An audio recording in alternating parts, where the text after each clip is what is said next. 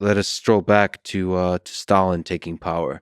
What role did the suppression of speech, the censorship, the suppression of the freedom of the press have in Stalin taking power, in Lenin, in Trotsky, in Stalin having power? Well, it was a very useful mechanism to direct public opinion and inform public perspectives and everything. So, first of all, there was a lot of news about how great things were. You have a bumper crop here.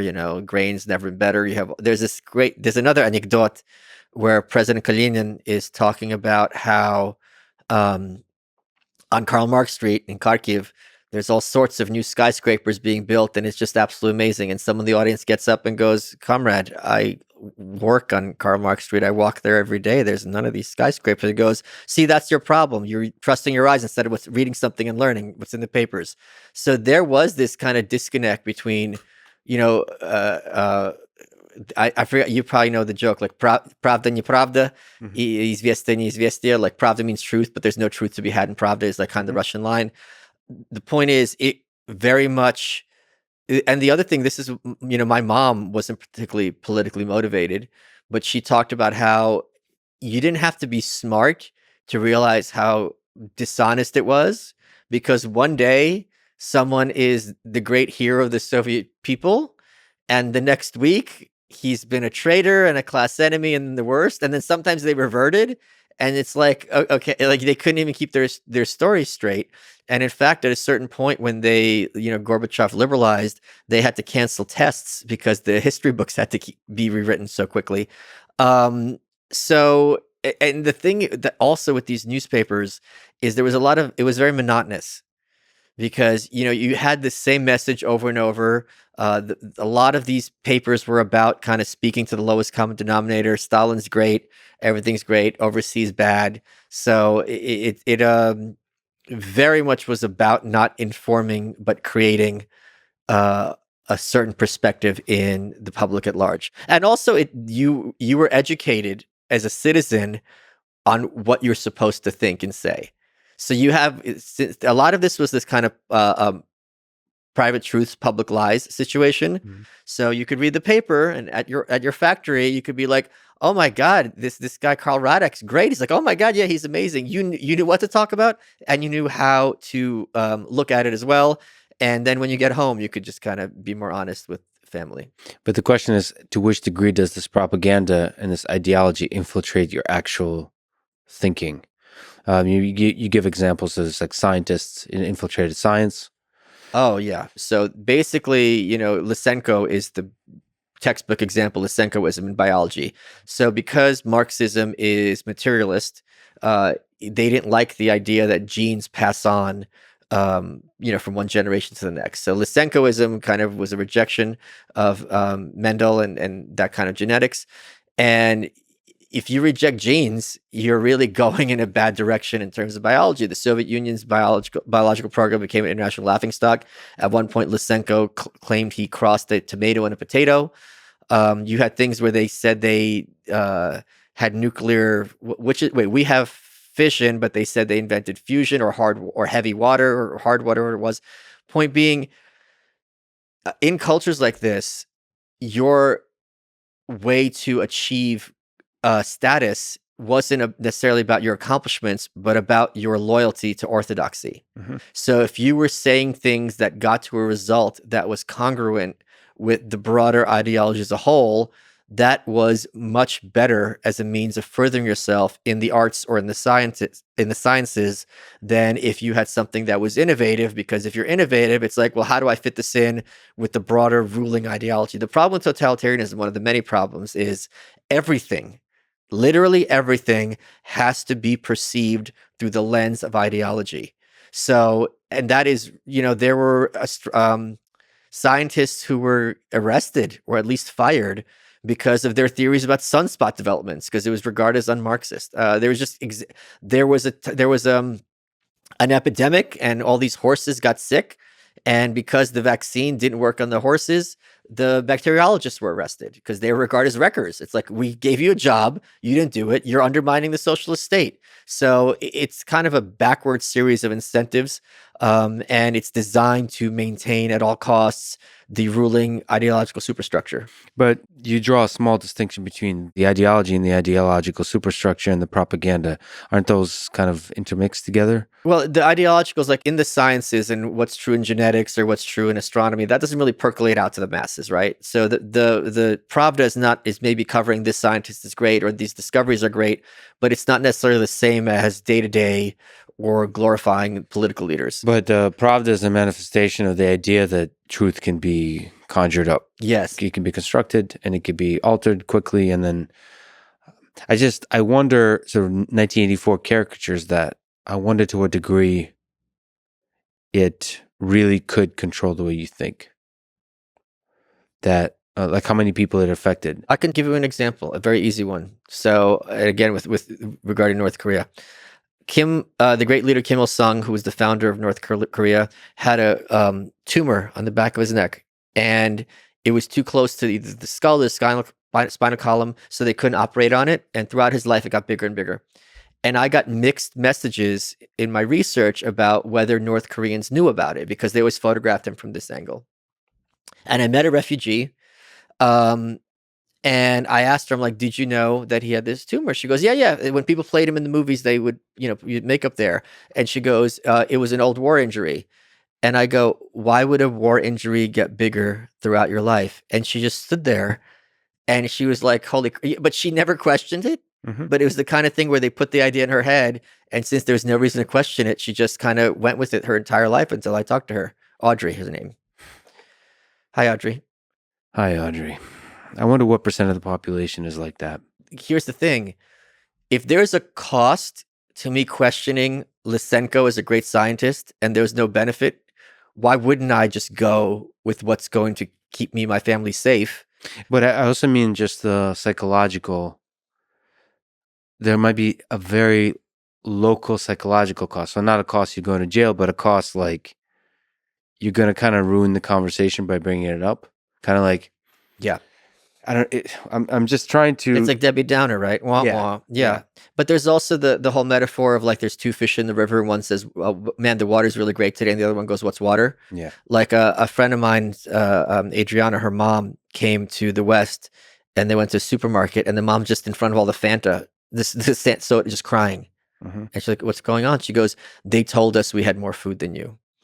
And when something is, you can underthink this story. Oh, this guy's an enemy of the people and he was just a hero. He just offended someone. This is bullshit. It's almost impossible psychologically to think I'm living in the Truman Show and that everything in the media is not just wrong, but a carefully constructed narrative and a lie.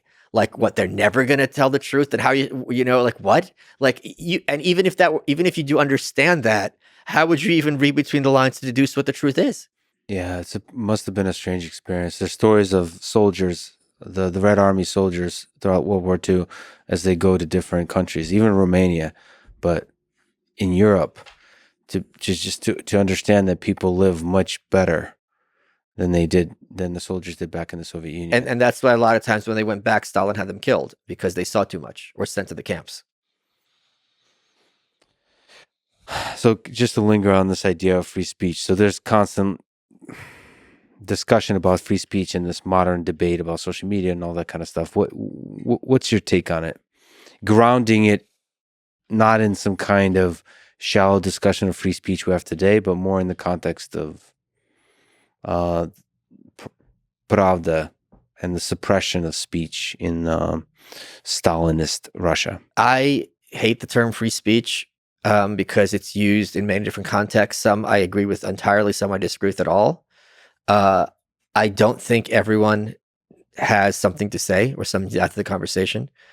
And I have my locals community, and it used to be, I think the boilerplate language is, come support free speech and free discourse. And I changed that because I don't like that term.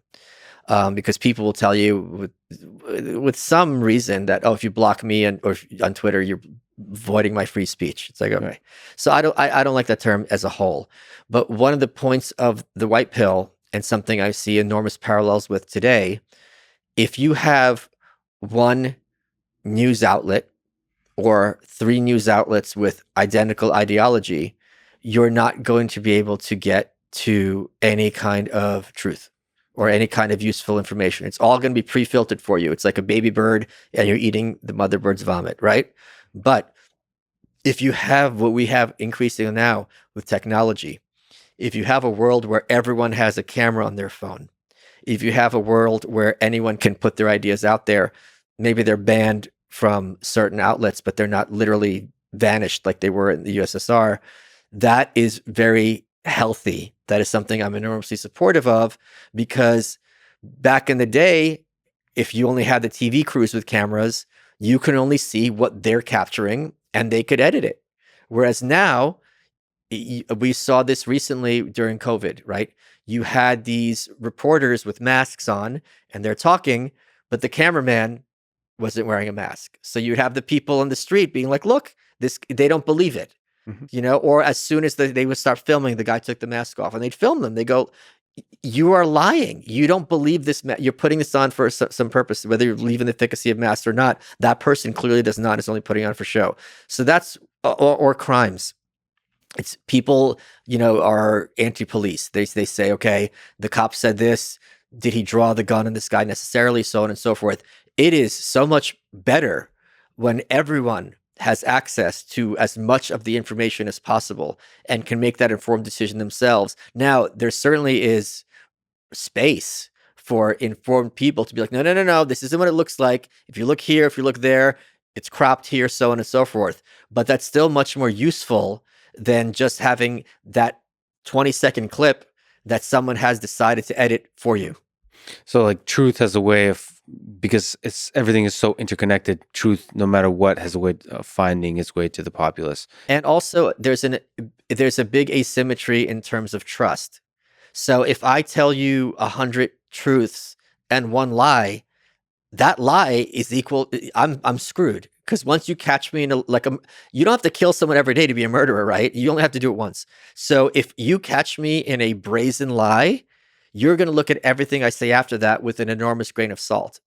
So that is another big asymmetry in favor of truth. If someone trusts you, you have to be honest all the time, and you're going to make mistakes. You can own those mistakes and be like, hey, this is why I made the mistake. This is why I said such and such.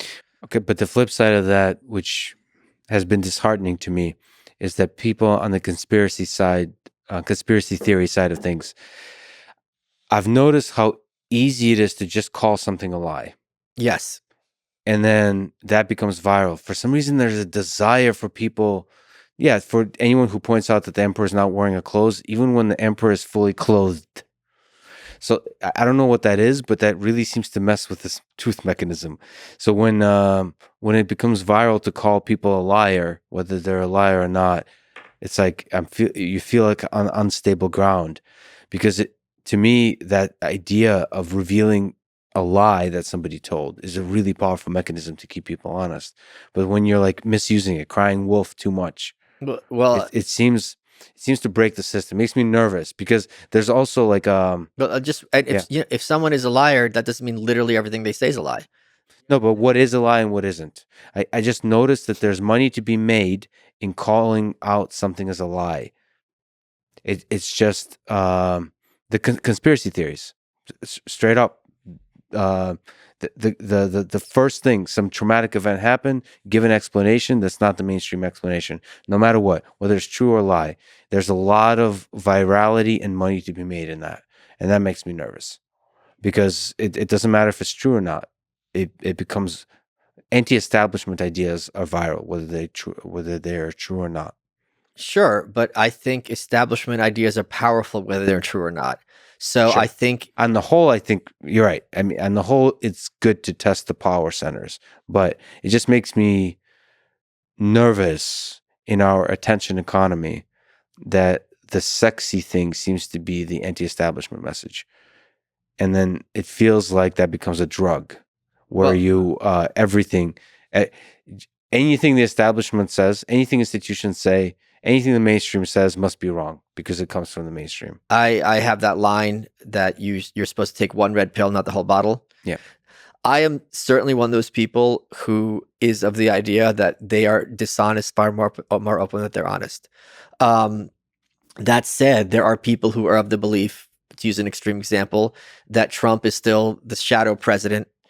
And you know, there's going to be these QAnon mass arrests. I thought this was something that like the Daily Beast made up to make fun of MAGA, but I was just on the phone with my buddy last night, and he was like, "No, if you go to Truth Central, they're like all over there, and if you disagree with them, they call you controlled opposition or a grifter or so on and so forth." Is it on 4chan or where? Truth Central, Trump's social media outlet. Oh, Truth Social. Well, yeah, but he forgot the name of it himself, so he's like, "Oh, I that's see the why joke. I had to create. You got to explain the jokes. You got to explain the jokes. You do like the way Twitter puts that context. You gotta do the joke and then pause and like turn to the camera and explain. And have a laugh track. Yeah, so people know where the jokes are. That's real humor. Yeah. So and then we just clap. and then everybody clapped. I think for the last 2 years, especially vis-a-vis COVID, the overwhelming message was the experts know what they're talking about. And if you are questioning this, you're a vax denier, and you basically should be read out of polite society. And one obvious counterexample to this was social distancing. If social distancing was efficacious, why were there no attempts ever to bring it back, right? When you had different waves. And if it wasn't efficacious, why was it so insistent that we all do it at the very beginning? In fact, in many places, you'll still see the signs on the floor where it's 6 feet apart. So there's an incongruity there. And I think we are forgetting as a people, the intensity and understandably to some extent, if you have this worldwide deadly plague, like it's going to go where the leakiest hole is. So you really got to kind of get everyone on board. But to the vehemence with which we're told, we know what we're doing, this is the way to solve it. If you don't do it, you are causing mass death. That, I think, fed in very heavily to people's enormous sense of skepticism toward establishment sources.